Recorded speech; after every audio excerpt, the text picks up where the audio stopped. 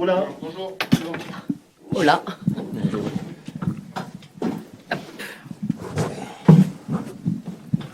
Allez, Karim. Dimitri, bonjour. Bonjour. Avant de rentrer dans le vif du sujet, on voudrait savoir un petit peu comment le groupe se sent, pas tant psychologiquement, mais physiquement, avec ces enchaînements assez rapprochés de matchs et le fait de disputer deux gros matchs en 4 jours. Comment vous pouvez gérer ça aussi personnellement? Il y a un peu de fatigue. C'est sûr que entre le match qui était haut en intensité et le déplacement, voilà, il y a un peu de fatigue forcément. Après, voilà, on a un rythme de match qui est encore élevé ce mois-ci.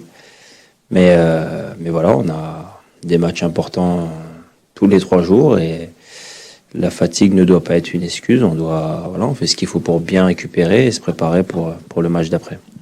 Alex. Pour partir directement sur le match de Lyon, le club a fait des appels au calme aux supporters. J'imagine que tu es là aussi pour le faire à ton tour. Oui et non, parce que honnêtement, sur cette saison en Ligue 1, tous nos matchs au Vélodrome se sont bien passés. Voilà, que le match de Nice, qui était un match à risque, tout s'est bien passé. Demain, c'est aussi l'anniversaire d'un groupe de supporters. Donc demain, voilà, ça doit être une fête. Et on sait aussi, voilà, le risque d'un point de sursis est toujours là. Donc on sait à quel point les points sont importants à ce moment de la saison. Donc non, honnêtement, les supporters ont été parfaits jusqu'ici et je pense que ça va l'être jusqu'à la fin de saison. J'ai entièrement confiance en eux. Michel. Bonjour Dimitri. Bonjour.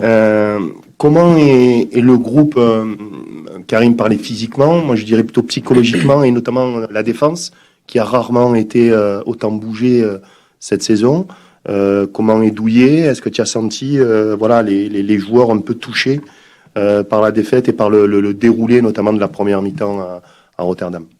Par la défaite forcément, parce que c'était pas le résultat qu'on voulait en allant là-bas. Après oui, on a eu, on va dire, c'est bien de le souligner, des manquements, que ce soit pas seulement défensif, mais aussi devant et au milieu. Donc on a été mis en difficulté par cette équipe de Feyenoord. C'était un match où on savait qu'il allait y avoir de l'intensité, du pressing. Ils ont su, eux, mettre plus en place ce qu'ils voulaient faire que nous-mêmes. Après, Douillet, je lui ai parlé hier. Je lui ai dit que ça fait pratiquement maintenant plus d'un an que le coach est ici. On joue comme ça. Si on est là aujourd'hui, c'est parce qu'on joue comme ça. On défend une idée de jeu qui est de jouer au ballon, de repartir de derrière. Début, on en a pris. On en prendra encore. Voilà, il a fait une erreur. Il le sait, on le sait tous. Mais moi, j'en veux pas du tout. Je pense que le groupe, c'est pareil. On en a tous fait. Et ça fait partie de la vie d'un groupe aussi, de se tromper. Et Douillet fait une grande saison, William aussi, Val qui s'adapte à un poste qui est pas facile. Je pense que on a une défense qui est bonne. On a eu un match où on a été mis en difficulté, ça arrive. Et on a la chance de pouvoir se rattraper sur le match retour. Nico. 2 questions, s'il te plaît, Dimitri. La première sur le fait que Lyon est particulièrement décroché par rapport aux saisons passées. Ils sont à 13 points de vous. Ils ont plus l'air d'être vraiment à la lutte pour les places européennes. Est-ce que ça change quelque chose ou c'est toujours un adversaire particulier, une affiche particulière? En les voyant jouer, notamment la semaine dernière, je pense pas que c'est une équipe qui est en vacances. Au contraire, je pense que s'il leur reste une minime chance de pouvoir jouer l'Europe, ils doivent faire quasiment un sans faute et ça passe par un résultat ici. Nous, c'est un Olympico. Je pense que même s'il n'y avait pas d'enjeu, et Dieu sait qu'il y en a, ça reste un match particulier. Ça reste un match contre un grand rival et un match à la maison. Et nous, on a un objectif, c'est de consolider cette 2e place. Donc, il y a un enjeu qui est important et il faudra mettre les ingrédients pour pouvoir remporter ce match de demain. Et juste la deuxième, je sors un peu de l'actu, un léger bond en arrière sur le but que tu as mis contre le PAOK, extraordinaire. Qu'est-ce que tu peux nous dire des circonstances? Enfin, généralement, d'ailleurs, c'est plutôt toi qui tires les corners, par exemple. Qu'est-ce que tu peux nous raconter? Et même après, qu'est-ce que tu penses de ce but? Est-ce que tu as l'impression que c'est le plus beau de ta carrière? Et voilà. Et qu'est-ce qui reste après? Même toi, quand tu le vois, et qu'est-ce que tu as vécu peut-être de plus intense, même par rapport à celui-là? Enfin, si tu peux développer autour de ce but.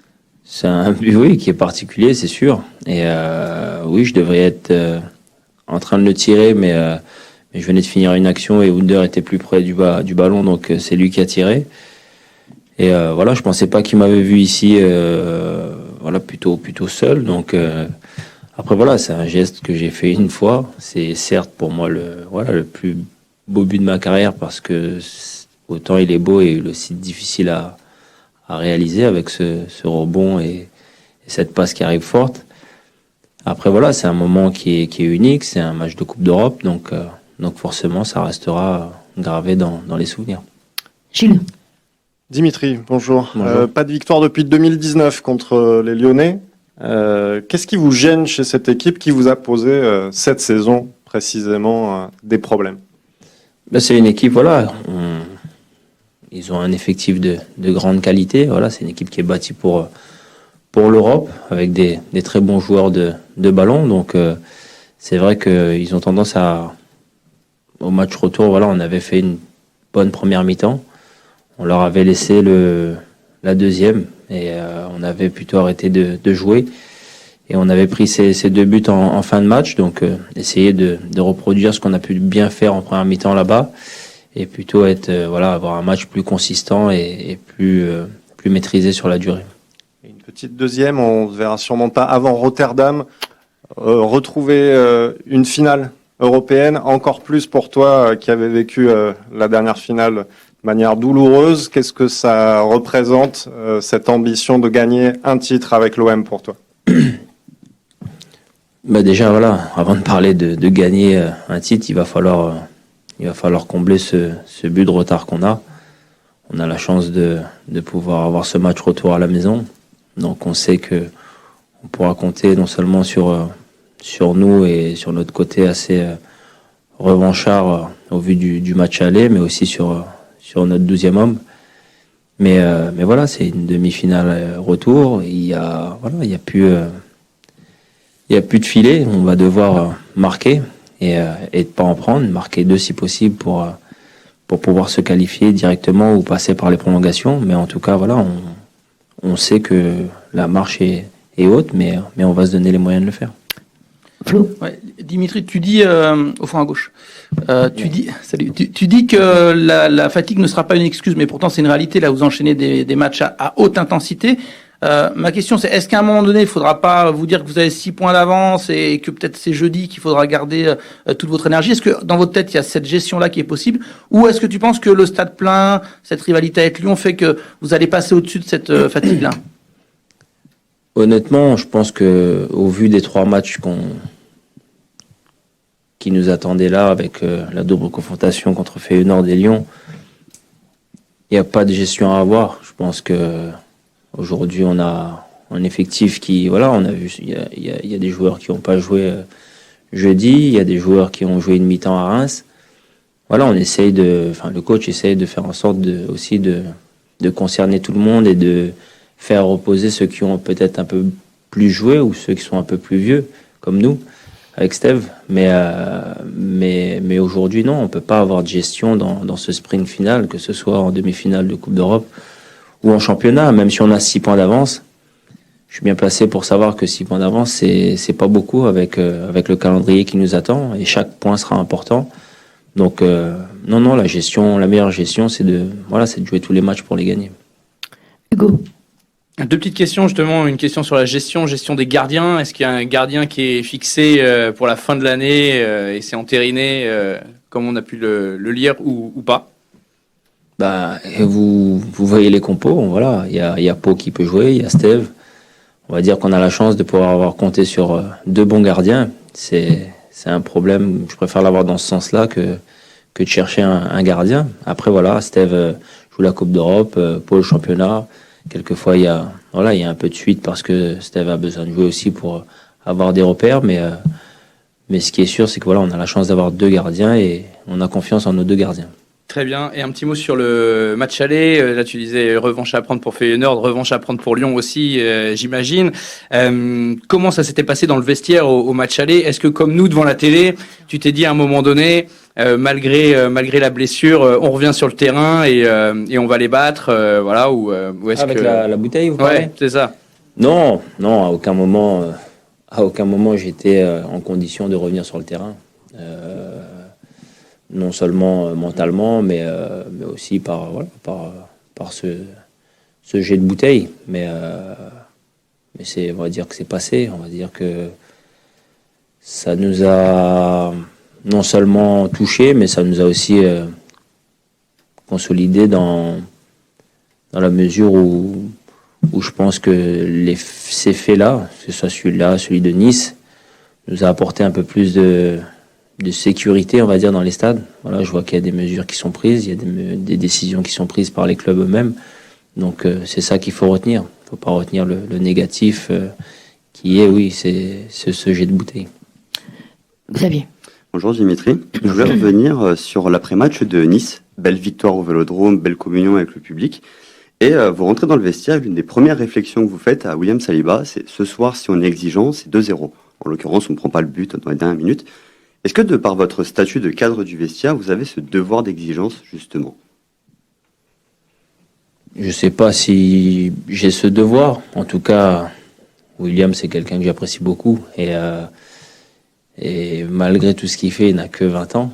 Donc, c'est vrai que j'ai tendance avec, oui, que ce soit même Matteo, Pape, voilà, le petit groupe de jeunes, de parfois être exigeant parce qu'on sait qu'un match, ça peut vite tourner. Voilà, on avait pris un but en fin de match à Saint-Etienne, après Nice, et après, je sais plus trop quel match non plus, voilà, où même un scénario comme Nantes où on maîtrise complètement le premier mi-temps, mais sur 2 erreurs, on les pécache.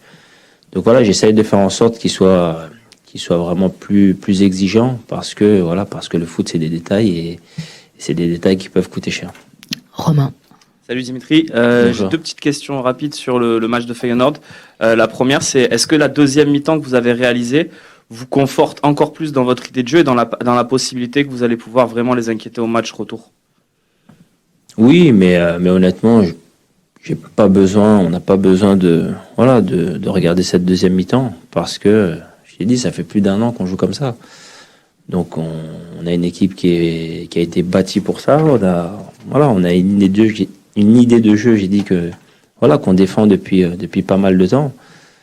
Et honnêtement, on pourra pas le changer parce que on n'est pas fait pour ça. On est fait pour avoir le ballon, pour avoir la possession. Et si justement on avait pu faire ça en première mi-temps, peut-être que le résultat aurait été autre. Mais malheureusement, on n'a pas su mettre notre jeu en place. Et la deuxième, c'est plus sur toi, sur ton match. On dit souvent, et on le répète, que tu fais partie des joueurs européens avec le plus de passes clés. Sur ce match, normalement, si l'OM fait le job, tes coéquipiers, tu dois finir avec 2-3 passes décisives parce qu'il y a un nombre d'offrandes incroyables. La fin du match avec les 2 têtes, au début pour Bamba, il y a eu plein de moments où tu aurais pu mettre des passes décisives. Est-ce que c'est pas un peu frustrant, parfois, d'être Dimitri Payet à l'OM? Ouf, cherche les problèmes, toi. Non, c'est aussi la vie d'un passeur. Voilà, c'est pour ça aussi que je l'ai dit, je préfère être passeur que buteur parce que le passeur dépend du buteur. Il faut quelqu'un derrière qui puisse la mettre. Après, je vais pas aller. On en a parlé encore hier soir par message avec Bamba. Je vais pas aller reprocher à Bamba qui a 2 ans de vécu avec nous et peu d'expérience en Coupe d'Europe, de rater des face-à-face. Par contre, se les créer, je me rends compte que Bamba est quelqu'un qui est, par match, quand il joue, se procure 3 ou 4 occasions nettes. Et le jour où il va avoir ce calme et cette sérénité pour les mettre, par contre, ça va être un très grand buteur, je lui ai dit. Mais voilà, Bamba a raté, j'ai déjà raté, tout le monde a déjà raté. Ça fait partie du jeu. Après, c'est ce qui fait aussi voilà notre force depuis un certain temps. On avait tendance à pouvoir justement avec peu d'occasions pouvoir concrétiser. Même en étant mené de 0, on arrive à revenir à 2-2 avec 2 actions. Donc voilà, on s'en procure. Je serais plutôt inquiet si on n'avait pas d'occasion. On en a, il faut être plus tueur. Karim. Dimitri, moi aussi, 2 petites questions. La première, c'est un petit peu la continuité. Tu dis, vous procurez beaucoup d'occasions. Il y a souvent eu des débats cette saison sur l'animation offensive, sur le côté tueur de l'Olympique de Marseille. Là, aujourd'hui, vous jouez avec plusieurs systèmes que vous avez bien assimilés. Est-ce que c'est normal, selon toi, d'avoir eu autant de temps pour arriver à assimiler un petit peu tous les schémas que le coach a voulu mettre en place offensivement? Je pense pas que ce soit une question de temps. Après, tout ce qui est offensif, généralement, c'est à la confiance. Voilà, on avait le ballon la plupart du temps. Je pense qu'on est une équipe qui a le plus de possession dans ce championnat. Après, après les buts, c'est la confiance. On a eu des matchs où on a eu beaucoup de ballons et peu d'occasions. On a eu des matchs où on a eu énormément d'occasions, mais on les a pas concrétisées. Et c'est là où l'exigence, peut-être tout à l'heure du 2-1, où il y a des matchs où c'est pas passé, des matchs d'Europa League, où voilà, on n'a pas su mettre ce but d'être tueur et faire la différence. Et plus le niveau augmente, et moins d'occasions vous aurez forcément. Donc il faut être performant dans ce domaine-là. Mais je suis pas persuadé que ce soit dû au système différent. Je pense que on a de la qualité offensive et il faut tout simplement être efficace.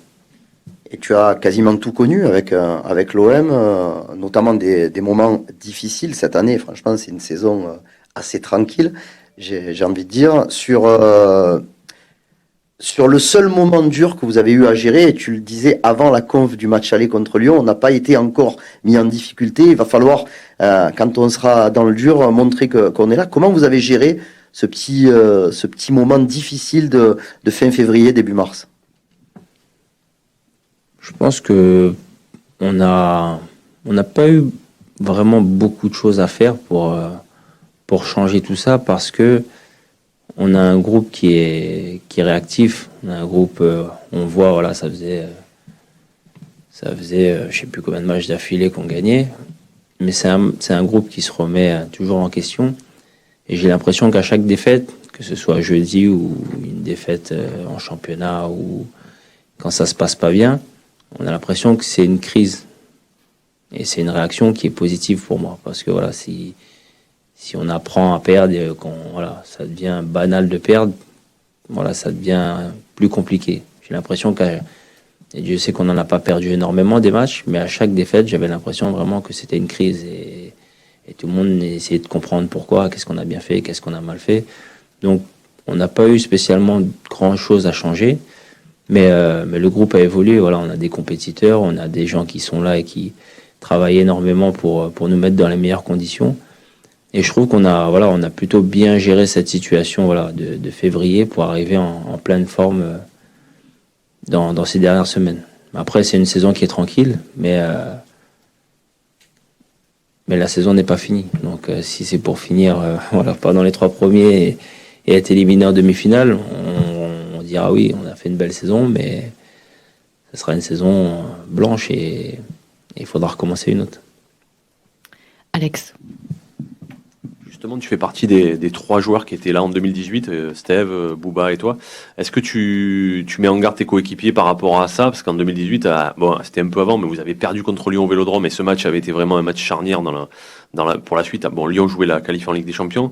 Finalement, vous n'avez pas gagné la Ligue Europa, là c'est la Ligue Conférence, mais on se retrouve un peu dans des situations similaires. Est-ce que tu mets en garde tes partenaires?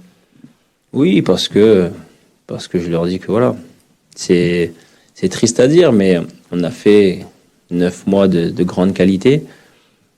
Si on se loupe 3 semaines, ça aurait été 9 mois pour rien. Et c'est sûr que c'est frustrant. De l'avoir vécu, c'est très frustrant. De tout perdre en quelques jours, c'est horrible. Mais c'est aussi ça le football. Donc c'est pour ça qu'il faut qu'on reste focus. C'est pour ça que je disais tout à l'heure sur la gestion, il n'y a pas de gestion à avoir. Il faut se mettre dans la tête qu'il nous reste 3 semaines de compétition. Voilà. On aura des vacances bien méritées après, mais même s'il y a de la fatigue, même s'il y a des petites douleurs, même si c'est difficile d'enchaîner, mais voilà, il nous reste 3 semaines, on doit tout donner pour ne pas avoir de regrets.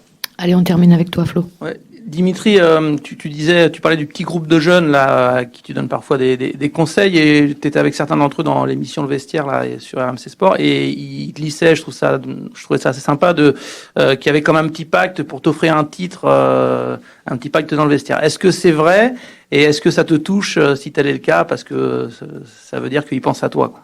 Oui, c'est sûr que c'est touchant parce qu'ils savent que je cours après ça depuis pas mal d'années.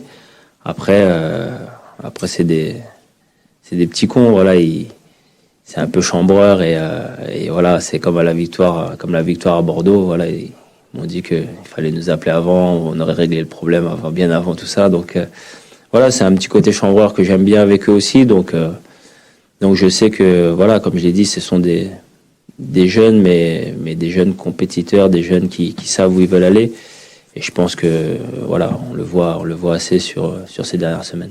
Mais niveau chambrage, ils ont quelqu'un en face quand même, non? Non, moi je suis pas du tout dans ça. Merci beaucoup.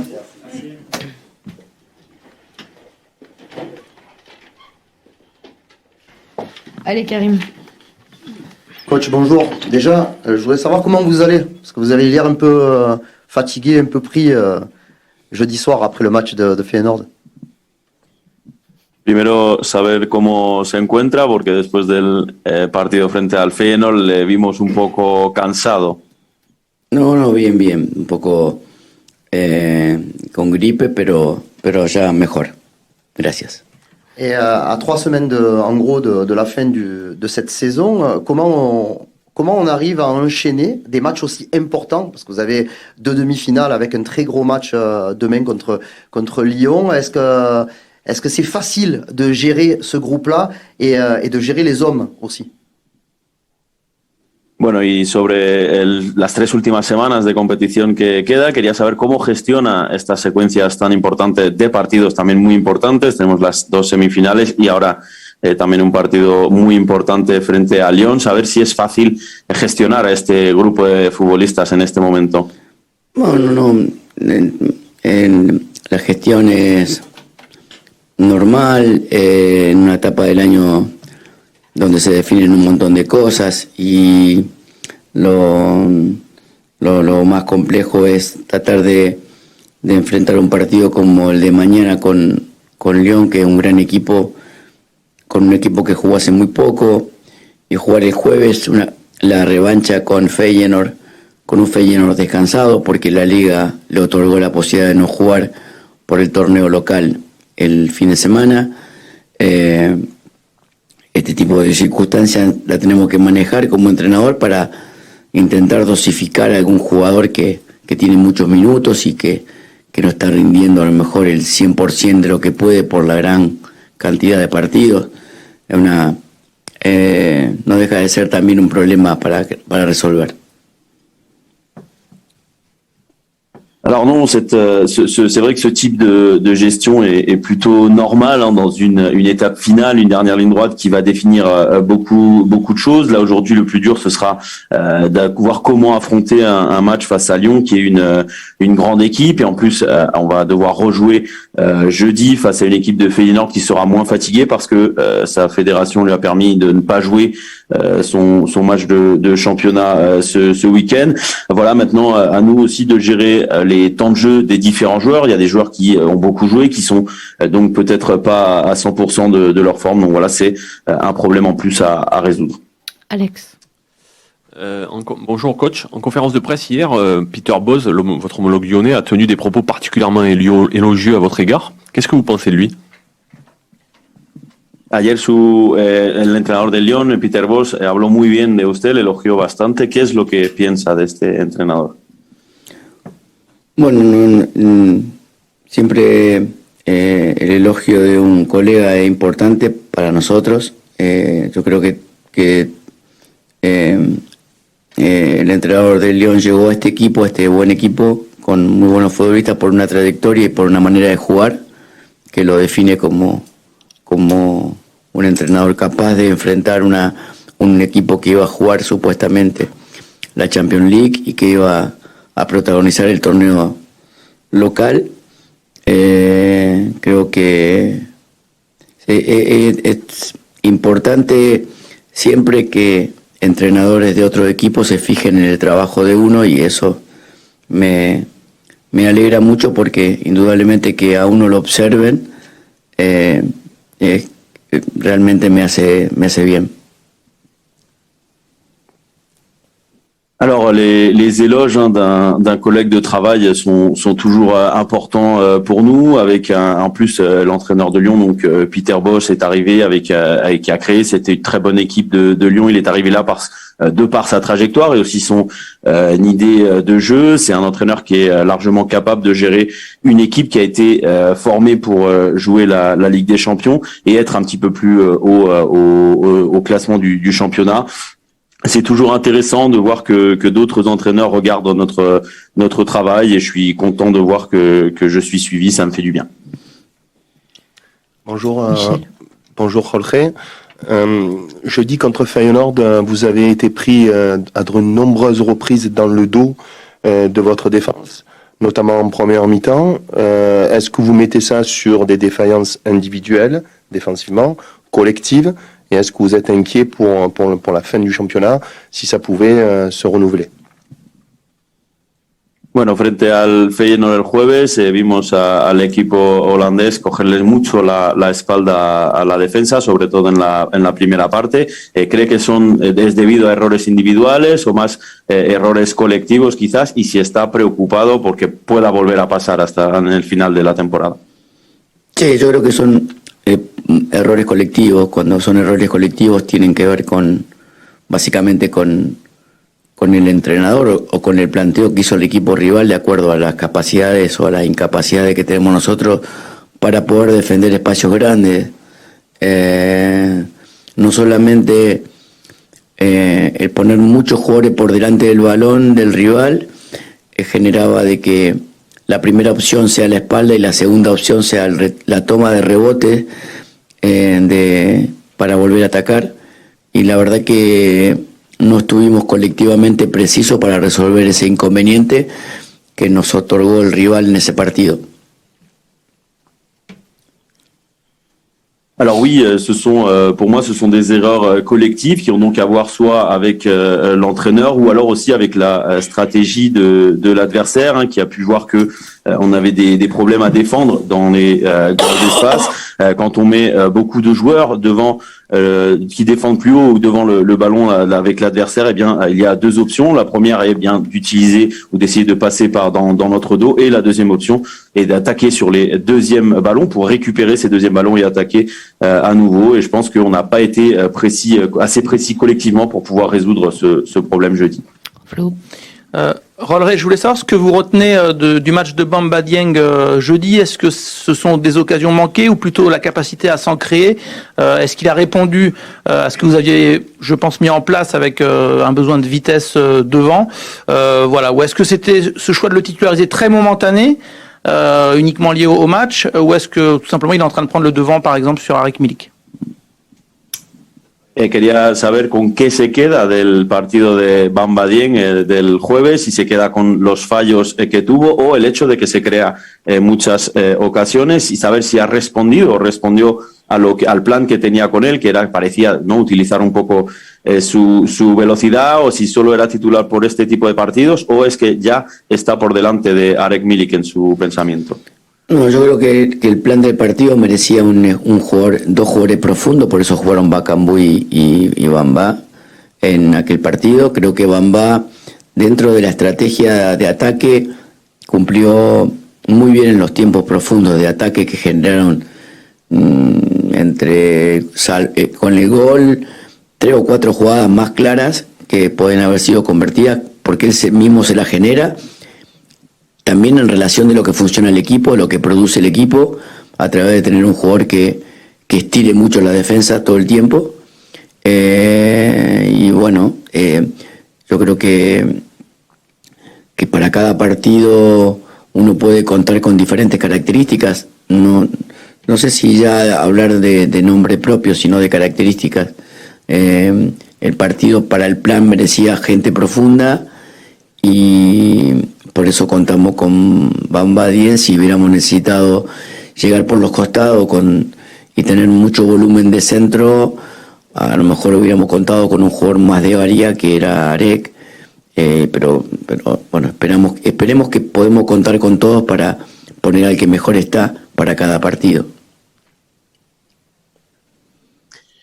Alors le plan de ce match avait besoin de 2 joueurs de profondeur. C'est pour ça qu'on a décidé de titulariser Bakambu et Bamba Dieng. Je pense que Bamba était très bon dans la stratégie offensive qu'on voulait, qui demandait cette profondeur. Il a marqué un but, mais il a aussi eu 3 ou 4 grosses occasions qu'il s'est lui-même créées. Ensuite, il est aussi selon le jeu de l'équipe. C'est vrai qu'on a un Bamba qui a beaucoup étiré la défense adverse. Après, je pense que selon chaque match, selon chaque adversaire, il y a des différentes caractéristiques à prendre. Je veux plus parler de caractéristiques que de noms propres. Donc le plan de ce match, demander de la profondeur. C'est pourquoi on a choisi Bamba Dieng pour ce match. Si le plan du match demandait peut-être d'avoir plus d'arrivée sur le côté, plus de volume de centre, dans ce cas-là, on aura peut-être opté pour un attaquant plus de surface comme Arek Milik. Mais l'important, c'est que on puisse compter sur tout le monde afin d'avoir les meilleurs joueurs possibles pour chaque match. Mathieu. Bonjour coach. Tout à l'heure, vous parliez un peu des idées de jeu de votre homologue Peter Bosz à Lyon. Voilà, qu'est-ce que vous pensez du style de cette équipe lyonnaise? Est-ce qu'il y a des choses qui sont très proches de vos idées selon vous et sur quel point par contre il y a des grandes divergences? Bueno, hablaba de la idea, un poco el estilo de juego de Peter Bosz, el entrenador de Lyon. ¿Qué es lo que piensa del estilo de este equipo? Si cree que en algunas cosas se parece o es similar a la idea que tiene usted de juego, o dónde ve grandes diferencias con su idea. Al inicio del año, creo que todo el mundo coincidía que en planteles Lyon iba a estar muy parecido a París en capacidad de nombres propios. Tiene para mí de mitad de cancha hacia adelante un equipo extremadamente de excelencia, de jugadores de excelencia. No ha encontrado regularidad en el funcionamiento de lo que le gusta al entrenador, seguramente porque en la faceta colectiva por ahí todavía no ha podido lograr todo lo que seguramente el entrenador quiere, por conociendo los equipos de Peter Bosz. Pero bueno, creo que el fútbol también a veces es cuestión de tiempo. Lo que tiene la capacidad de su entrenador y la capacidad de todos los futbolistas que tiene, que es un equipo construido para pelear la Champions. O sea, circunstancialmente hoy está en un lugar que realmente creo que el Lyon no merece y que por todas las capacidades que tiene, seguramente en el tiempo será un rival extremadamente peligroso para cualquiera. Alors au début de la saison, tout le monde était d'accord quasiment pour dire que en termes d'effectifs, Lyon était plutôt proche du Paris Saint-Germain sur le papier. Je pense que du milieu de terrain vers le haut, c'est une équipe qui a des joueurs qui frôlent l'excellence à ce niveau-là, mais c'est vrai que peut-être que l'entraîneur n'a pas trouvé de régularité dans son idée, dans ce qu'il voulait faire. Il n'a pas encore réussi peut-être à mettre en place ce qu'il voulait collectivement. Mais parce que je dis ça connaissant bien sûr les équipes de Peter Bosz, mais voilà, je pense aussi qu'il aura besoin de temps, et avec les capacités qu'ils ont, ils seront encore et toujours là, parce que c'est une équipe qui était construite pour la Ligue des Champions, pour jouer la Ligue des Champions. Ils sont un petit peu loin au classement aujourd'hui, mais je pense que c'est pas mérité, et qu'avec les capacités, ils vont très vite redevenir un adversaire très dangereux pour tout le monde. Hugo. Coach, en tant qu'Argentin, vous êtes le garant de la grinta dans cette équipe de l'Olympique de Marseille. Alors vos joueurs, ils sont un petit peu fatigués, ils ont un petit peu des bobos en ce moment. Qu'est-ce que vous leur dites pour les motiver pour ces derniers matchs? Voilà, est-ce que vous vous appuyez sur vos expériences précédentes? Quelles expériences? Qu'est-ce que vous dites à vos joueurs là pour les motiver, pour qu'ils aient la grinta justement?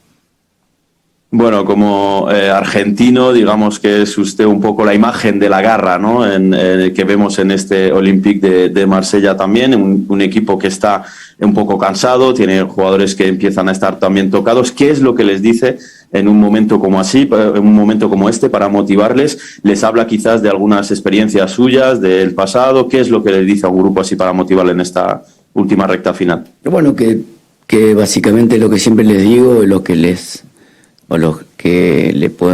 que hoy justamente hablábamos de que ese segundo de que la pasión y la ilusión te tiene que dar en relación a todo lo que está aconteciendo, tiene que ser, que se tiene que mantener. Tenemos que estar atentos a tener la energía puesta en cada partido y en cada momento que termina definiéndose todo. Llegamos a fin de año con un plantel extremadamente reducido, pero también a la vez ilusionado. Tenemos jugadores que han tenido un año importante, pero que el cierre del año va a ser más importante que el año que tuvieron. Así que en ese contexto, hacerle ver la realidad de lo que estamos jugando y la alegría de poder compartir con ellos un momento de expectante, o sea, un momento de esperar conseguir algo. Hay un montón de equipos que llegan a esta etapa del año sin demasiada motivación, como que terminó el año. Nosotros seguimos expectantes y eso es lo que nos mantiene vivos. Alors, c'est un petit peu ce qu'on a toujours dit, on en parlait encore aujourd'hui, on doit toujours avoir cette passion, ces espoirs, voir qu'on est deuxième, de pouvoir rester à cette place. On doit donc faire très attention de garder nos énergies et d'être focus sur chaque match. Dans cette dernière ligne droite, il y a encore beaucoup de choses qui vont être définies. On est arrivé en une fin d'année, une fin de saison en bonne position avec un effectif qui est court, mais qui garde aussi beaucoup d'espoir. Cette fin de saison, elle va être bien sûr plus importante que tout le reste pour tous ces joueurs. Donc ils doivent voir aussi cette réalité dans cette dernière ligne droite. Et puis il y a aussi bien sûr cette joie de partager ces attentes avec ce groupe, parce qu'on a encore quelque chose à aller chercher. Il y a d'autres équipes qui arrivent en cette fin de saison sans aucune motivation parce que leur saison est quasiment terminée, alors que nous on est encore en vie. On peut toujours aller chercher quelque chose. Stan. Oui, bonjour coach. Une petite question sur Douillet Kaletacar qui a semblé assez marqué après son erreur sur le troisième but et au moment de sa sortie ensuite. Dimitri Payet nous a dit qu'il lui avait parlé hier, je crois. Est-ce que vous aussi vous avez un petit peu discuté avec lui? Est-ce que c'est quelque chose que vous avez dû prendre en compte? Est-ce qu'il a effectivement été marqué par cette erreur? Bueno, quería preguntar por Douillet, por Kaletacar, que se le vio bastante tocado después de ese error en el tercer gol el jueves, cuando salió también del campo. Nos ha dicho Dimitri Payet aquí que ha hablado con él. Quería saber si usted también ha hablado con él y si de verdad está tocado por ese error.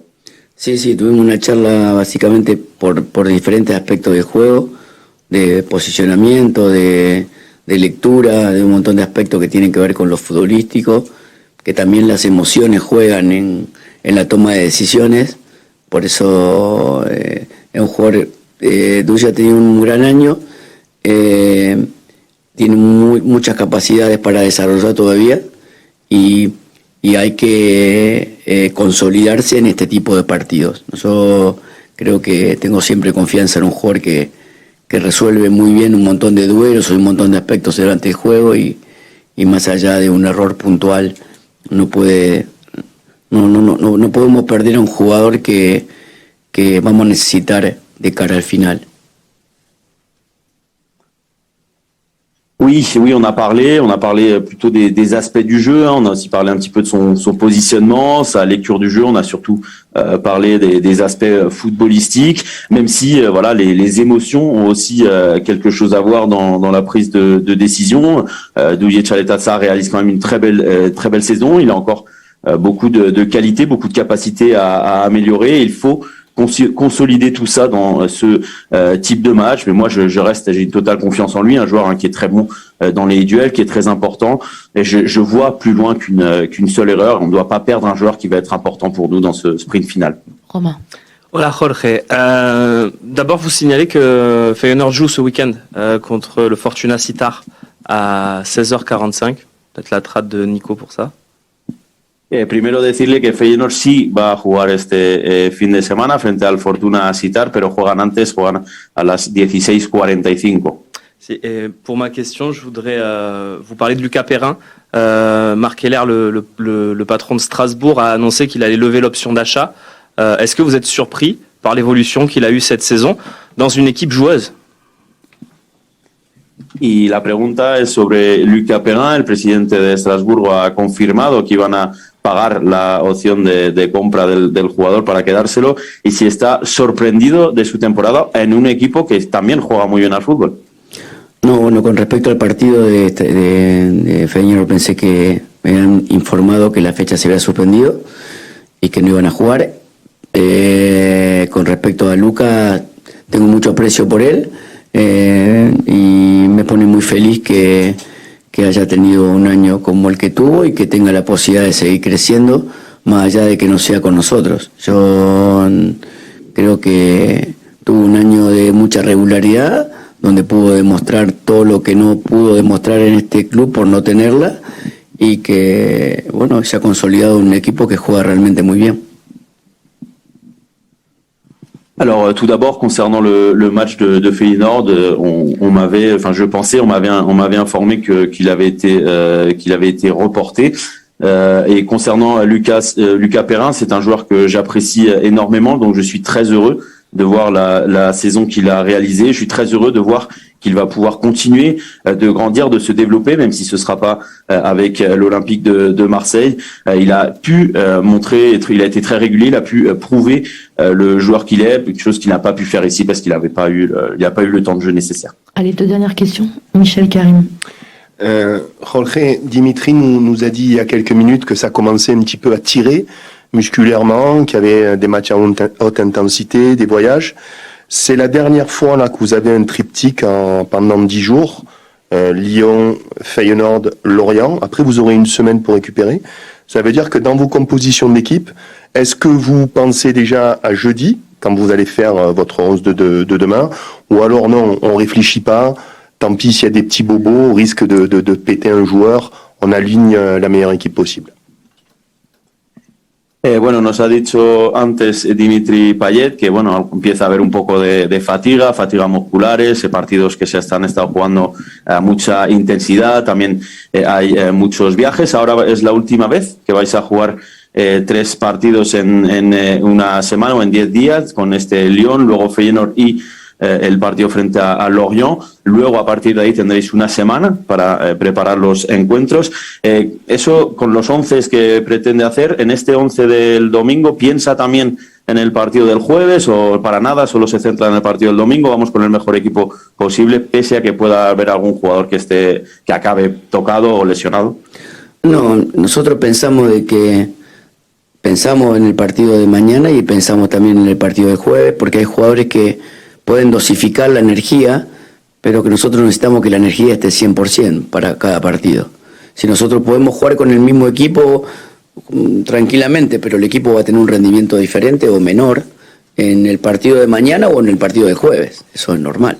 Entonces tenemos que ver y aprovechar a los jugadores que están en algún caso mejor, que pueden soportar sin perder demasiado gasto en domingo, jueves, domingo, y a través de eso sí pensar en el partido de mañana, pensando también en que tenemos un plantel de muy pocos futbolistas que tienen que llegar a cada partido con un alto porcentaje de rendimiento, porque ya no juega tanto el nombre propio, ahora juega el rendimiento, y el rendimiento a través de la fatiga genera merma, y el equipo cuando merma es más endeble.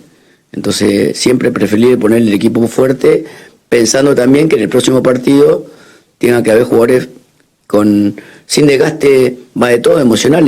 El último partido en Feyenoord tuvo un desgaste emotivo muy grande, desde las emociones, que generan un montón de cosas. Después tiene que ver con aspecto de número, de datos, de cifras, pero lo más importante es enfrentar cada partido con una definición de lo que vos estás buscando. Entonces, tener jugadores frescos en ese sentido a veces termina siendo mejor que jugadores que a lo mejor tengan mayores capacidades, pero que no estén al 100%.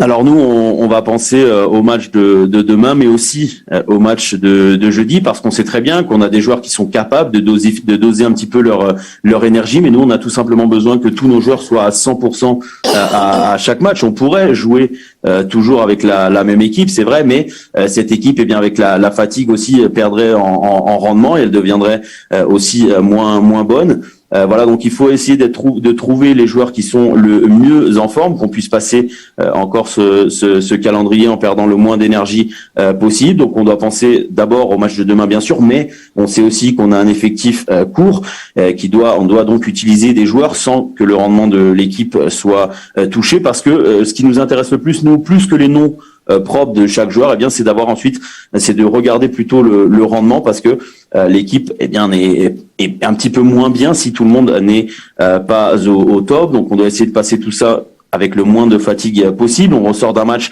face à Feyenoord qui a été très dur en termes d'émotion aussi, parce que ça, on le dit souvent, ça compte beaucoup. Ensuite, bien sûr, il y a aussi d'autres stats à voir. Mais voilà, le plus important, c'est d'arriver avec chaque match, avec une équipe qui soit capable de faire ce que nous, on demande. Et parfois, eh bien, le joueur qui est le plus frais est peut-être une meilleure option que le joueur qui qui a peut-être des meilleures capacités aussi.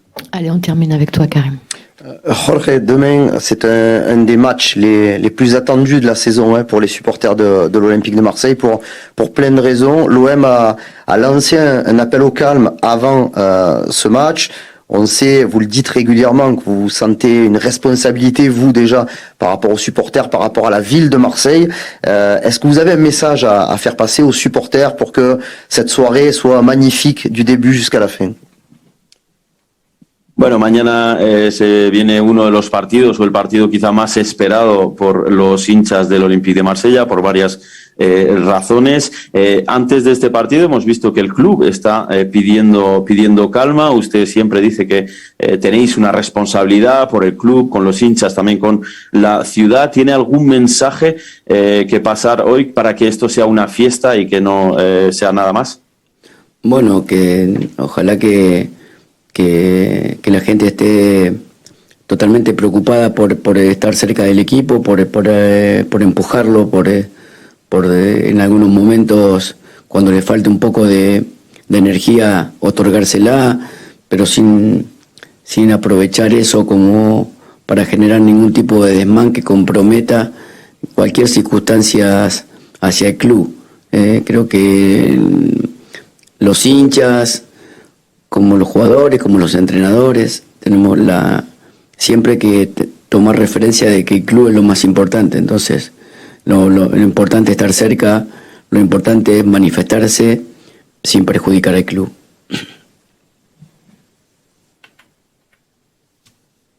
Alors, on espère déjà que tout le monde, que le public va se concentrer à 100% sur le soutien de l'équipe, l'équipe qui pourrait parfois bien manquer d'énergie, donc il y aura besoin de ce soutien, et que bien sûr il n'y ait pas d'incident qui puisse compromettre le club, que ce soit les supporters, les joueurs, les entraîneurs. Il faut toujours se rappeler, avoir dans la tête que le club est le plus important. Donc voilà, on espère que tout le monde sera là pour soutenir l'équipe sans porter préjudice au club. Merci. Merci.